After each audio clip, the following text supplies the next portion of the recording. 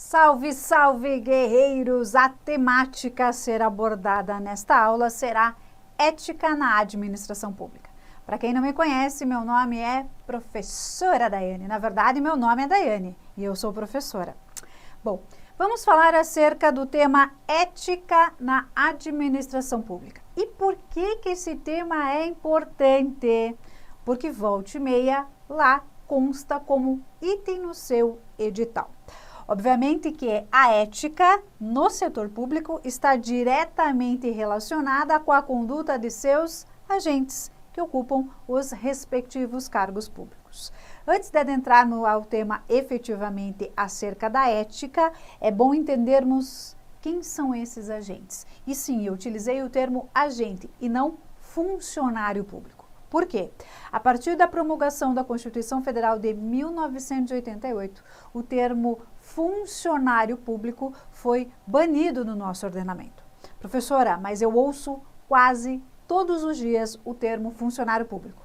Ademais, lá no nosso Código Penal tem desacato ao funcionário público. Sim, o nosso Código Penal é de 1940. Sim, quando qualquer notícia jornalística fala acerca do tema de servidores públicos, quaisquer que sejam, vão utilizar o tema sempre funcionário público de forma equivocada, tá? Agora, é importante vocês saberem o seguinte, quem trabalha, quem está na administração pública de forma bastante genérica, e isso é importante, é conceituado contemporaneamente, pós a Constituição de 1988, de agente público.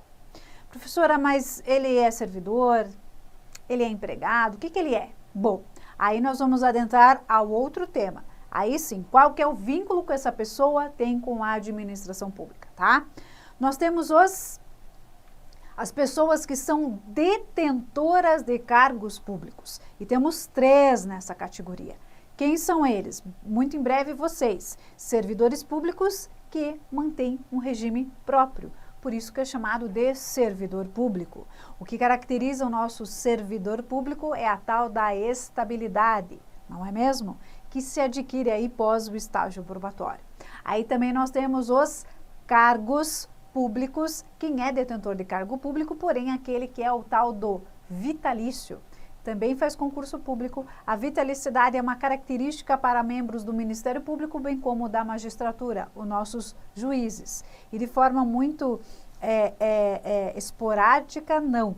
É uma exceção também para conselheiros do Tribunal de Contas, porque eles não são concursados, mas eles são eleitos para o cargo. E eles têm o direito da tal da vitaliciedade. E por fim, nós temos os detentores de cargos públicos, que são aqueles famosos cargos em comissão, os famosos comissionados. Lembrando que eles detêm os cargos de direção, chefia ou assessoramento. Aí, meus caros, nós temos outra categoria de agentes públicos, que são aqueles detentores de emprego público. Sim, eles também fazem concurso público, porém, o regime deles é a CLT, característica das nossas administrações indireta, como as nossas estatais, seja uma empresa pública, seja uma sociedade de economia mista.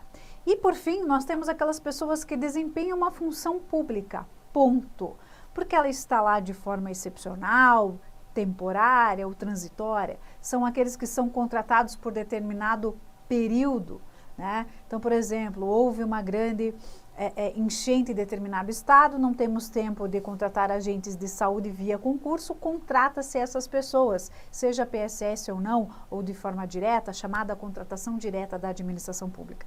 Essas pessoas estão lá de forma temporária, sim, e eles estão desempenhando uma função pública, característica também daqueles que são convocados para trabalhar em épocas eleitorais pelo TRE, característica de quem vai compor um júri, os nossos jurados, eles desempenham função pública.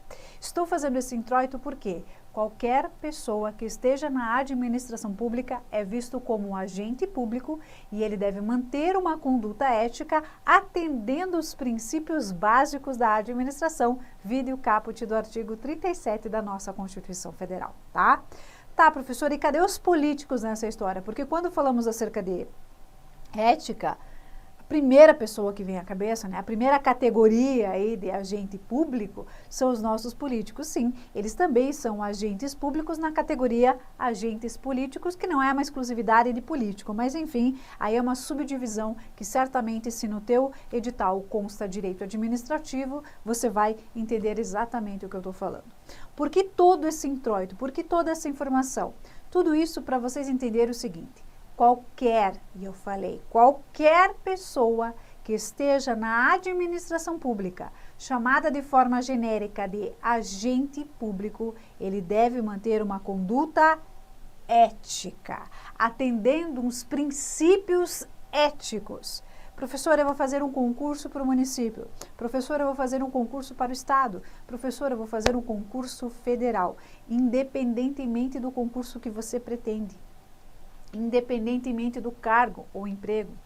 Independentemente de qualquer coisa, você sempre tem que atender o comando constitucional. E lá no comando constitucional, e gente, sempre quando falamos acerca de administração pública perante a nossa Constituição Federal, é a partir do artigo 37. O artigo 37 é o artigo mágico, é o artigo que, quer vocês queiram ou não, sempre se fará presente numa prova.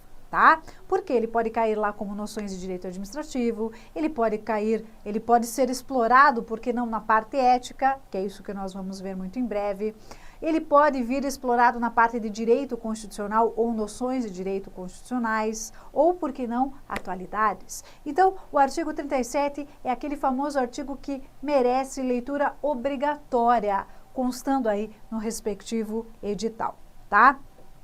Retomando a nossa informação aqui sobre a ética na administração pública, que inclusive vocês têm um texto aí, né, na sequência, para falar acerca de ética e tal, nós temos que pensar o seguinte. Então, agora vocês já entenderam, qualquer pessoa que esteja na administração pública deve manter uma conduta ética. Conduta ética é igual a seus valores, tá? A partir do momento que ele tem esse comportamento ético, aí nós estamos falando acerca da moralidade. E sim, o princípio da moralidade é previsto na nossa Constituição Federal.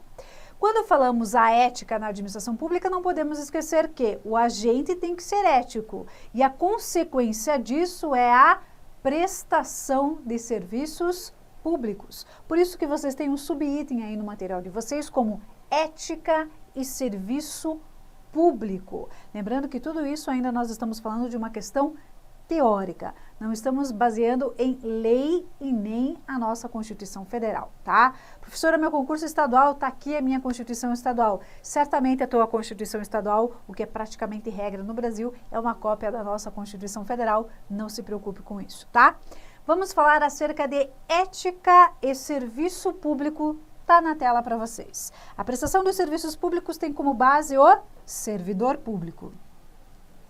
Gente, na verdade, eu gostaria até que vocês substituíssem o termo servidor, porque servidor só é o detentor de cargo, né? Coloquem agente público. Porque agente público, como nós já vimos anteriormente, é o termo genérico, né? Para quem está na administração pública. Então, agente termo genérico, tá?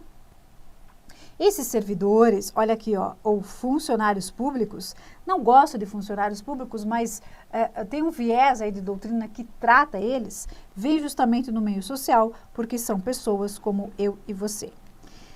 Dessa forma, uma iniciativa que tenha por objetivo disponibilizar serviços públicos de qualidade, eficiente e que promovam o bem social, passam inteiramente pelas ações de educação constante dos valores da família, convívio social, legislação, sistema judiciário e prisional, pois somente com isso formamos bons cidadãos e, consequentemente, bons servidores públicos. Essa formação moral e, consequentemente, ética do cidadão, proporcionada pelo Estado, é que vai produzir pessoas éticas para trabalhar como servidores, tá? Claro que quando falamos de ética, é um termo aí que induz as pessoas a falar assim, não. Ética no Brasil não existe. Ética em tratando principalmente acerca de serviços públicos, de agentes públicos, agentes políticos não existe. Gente, uma coisa que eu reputo bastante importante é o seguinte, na hora da prova, não é o que acontece na vida real, ou melhor falando, não é inclusive a sua perspectiva acerca do contexto social atual, tá? É acerca, e lembrando, aqui nós estamos falando de teoria ainda, né? Aqui nós temos que entender efetivamente o significado, a etimologia e aqui um paradoxo entre ética, o agente público, bem como o serviço público, tá? E aí, gente, professora, mas tudo que eu estou lendo aqui nesse texto maravilhoso, com licença poética, não acontece na vida real, nós sabemos. Lembrando que para a prova o que vale é o que está, neste caso, na doutrina, e não o que acontece na vida real. Por isso que o termo ética, quando questionado em prova, por se tratar de absolutamente uma doutrina, um fundamento filosófico, ele não tem muito questionamento. Cai naquelas redundâncias de questões óbvias. Nossa, professora, é tão óbvio. Só que o óbvio para o candidato preparado pode induzir ele em erro, tá? Então, gente, vamos imaginar assim, ó, na hora da prova, o que eu tenho que responder quando falar acerca de ética? Que aqui no nosso país tudo funciona, tudo é lindo, tudo maravilhoso. A ética que fala acerca de padrões morais, e os padrões morais que obviamente tem uma consequência da nossa moralidade, que sim é uma questão comportamental, é uma questão de costume, é sensacional. Funciona e é maravilhoso. Eu sempre brinco com meus alunos o seguinte, na hora da prova, se você tiver alguma dúvida, pense assim, o que está escrito aqui deve ser como lá em Neverland. Imagina Neverland, Terra do Nunca, Peter Pan, eu, vocês, Michael Jackson, Amy House, estão ligados? Lembrando que a Terra do Nunca, as crianças não crescem, porque tudo é lindo e maravilhoso e tudo é perfeito, porque na infância nós temos a tal da ingenuidade. Na prova vale Neverland, Terra do Nunca. Tá? E com o termo ética, isto não é diferente, meus caros, não, definitivamente. Aliás, por isso que eu falei para vocês, tem até essa licença poética. Lembrando, se a gente for falar da origem do tema ethos, que vem, né, de origem grega, a etimologia, que, nossa, sensacional. Mas, gente, a ética no setor público é igual, diga-se de passagem, à ética no setor privado, vamos combinar? Aliás, gente, a ética, vocês têm que sempre imaginar assim, ó, é o senso comum. Como a ética fala acerca de valores morais, e obviamente quando falamos de moralidade, nós temos a questão comportamental, nós temos a questão de costume, de rotina, tem que pensar sempre na maioria, porque às vezes uma questão é ética para mim, como não é para você. Em serviço público, ou melhor falando, na administração pública, temos que pensar como coletividade, não como individual, tá? Essa é uma dica que eu reputo bem importante. Aliás, essa é uma dica que eu sempre falo para os meus alunos em relação ao direito público, que é essa diferença do direito privado. Por quê?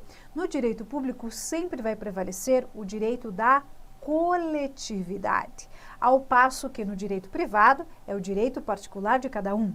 Exemplo clássico, direito privado. Estou com um problema com o banco, professora. Fui lá, contratei um serviço, tinha os juros legais e eu, economista, numa análise do meu contrato, observei que tem juros abusivos.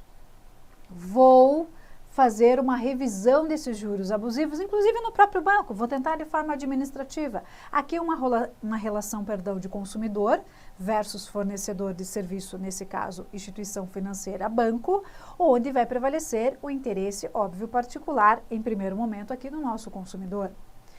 Diferente do direito público, por quê? No direito público sempre vai prevalecer o interesse da coletividade.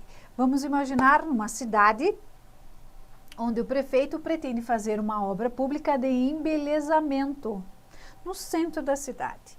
Vai mudar determinadas vias públicas para embelezar, né? É um centro histórico, ele pretende embelezar.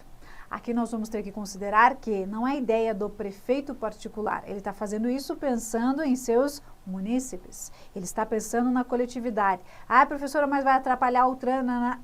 Lembrando, sempre vamos pensar na coletividade. Vamos imaginar que já tem um estudo né, de tombamento histórico acerca desse local, onde não podem mais transitar veículos, por exemplo, e essa justificativa do prefeito, logo ele está pensando na coletividade, logo ele está pensando nessa obra de embelezamento, eu sei, mas ele está pensando na coletividade, ok?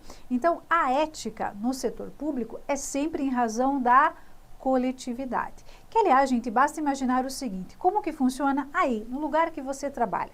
Imaginando que você trabalha no setor privado. Aí na sua empresa, na firma, você é um prestador de serviço, não importa, mas enfim, imagina. Não impera, eu sempre digo assim, ó, na dúvida, o que prevalece na nossa vida deveria ser o bom senso, concordo, minha gente? E a ética é praticamente isso, é o bom senso. Só que o bom senso pensando sempre na coletividade, no bem-estar da empresa como para todos os funcionários. Não o bem-estar do empregador versus os seus trabalhadores, porque sim, numa relação de trabalho, a parte mais frágil, obviamente, é o trabalhador. A ética no serviço público é exatamente assim, é o senso comum, o que vale para a coletividade. Mais do que isso, a ética não é lei, porém existem leis fundamentadas em princípios éticos. Como eu comentei com vocês, eu falei para vocês, o artigo 37 é o nosso artigo mágico, é o nosso artigo maravilhoso que quer queira ou quer não, se previsto no seu edital, estará presente na sua prova. E quando eu falo do caput do artigo 37, para quem não teve ainda contato com leis ou com direito, o caput é assim, inicia artigo 37, até o ponto final, esse é o caput. Quando eu falo acerca de parágrafos, vocês já devem ter visto, sempre com aquele símbolo de seção lá de informática, parágrafo 1º, parágrafo 2º e assim sucessivamente. Quando contiver tão e somente um parágrafo, vai estar escrito por extenso, parágrafo único. Vocês já devem ter visto também em leis os famosos números romanos. Sim, eles são os nossos incisos. E tem às vezes, hora ou outra, letrinhas minúsculas, chamadas de alínea. Quando numa lei vier o termo 26A em letra maiúscula, significa que essa lei foi emendada. Nós temos uma atualização legislativa. E sobre esse tema é bem importante, porque quando há uma atualização legislativa, é importantíssimo a leitura do candidato. Dito isso, dito esse parênteses aí, vamos voltar ao nosso caput do artigo 37. O caput do artigo 37 da Constituição Federal fala o seguinte: a administração pública, direta, indireta, fundacional, autárquica, qualquer que seja a modalidade, da União, dos municípios, do Estado e do Distrito Federal, deverão obedecer, entre outros, os princípios básicos da administração, entre eles, legalidade, impessoalidade, moralidade, publicidade e eficiência. Vejam, o Constituinte, lá em 88, colocou como princípio básico da administração pública o princípio da moralidade administrativa. Não é interessante, minha gente? Lembrando, ética não é lei, mas a lei pode estar fundamentada ou baseada, por que não, em princípios éticos. Professora, mas no meu edital tem um tal de código de ética, porque eu estou prestando concurso aqui para uma categoria, para determinado conselho profissional, está pedindo o código de ética profissional. Determinadas categorias profissionais têm os seus respectivos códigos de ética. Sim. E se ele está previsto no seu edital, é importante, aliás, é fundamental a leitura, que aliás você já deveria conhecê-lo, se você é o profissional, o respectivo profissional. Professora, no meu edital está previsto Código de Ética do Estado, para servidores públicos civis do Estado. Aí nós temos uma lei fundamentada em princípios éticos, que obviamente você vai ter que fazer uma leitura. Professora, no meu edital tem tão e somente o termo ética e o subitem ética na administração pública. Além da teoria, no que eu posso me basear? Aí, meu amigo, sem medo de ser feliz, sim, a nossa Constituição Federal, o caput do artigo 37. Mas veja bem, nós temos outros princípios éticos dentro da nossa Constituição Federal. E aí, quando esse edital traz de forma muito ampla a informação, realmente é bastante complexo falar acerca do tema. como tem o subitem ética na administração pública, sem medo de ser feliz, sim, o caput do artigo 37, tá? Tá, professor, e quando falamos acerca, então, do princípio da moralidade? O introito para vocês é o seguinte: o princípio da moralidade, lembrando, moralidade administrativa, aquele que vale para todos, é uma moralidade, e vejam que interessante, o Constituinte não falou o que é ser moral, não falou acerca da moralidade administrativa. Ele só explicou, em seus respectivos parágrafos, que cometer contrariedade ou infringir o princípio da moralidade administrativa é praticar um ato de improbidade administrativa. Vejam que interessante. Então, contrário à moralidade administrativa, que é um comportamento antiético, é cometer uma improbidade administrativa, que obviamente no Brasil nós temos o respaldo legal que fala acerca da improbidade administrativa, chamada de Lei de Improbidade Administrativa 8429 de 92. Só que, stand-by, né? Se esse item está no teu edital, obviamente será tratado oportunamente pelo respectivo professor dessa matéria. Dito isso, meus caros, finalizo aqui o tema ética na administração pública. Força, fé e foco, tamo junto e até breve.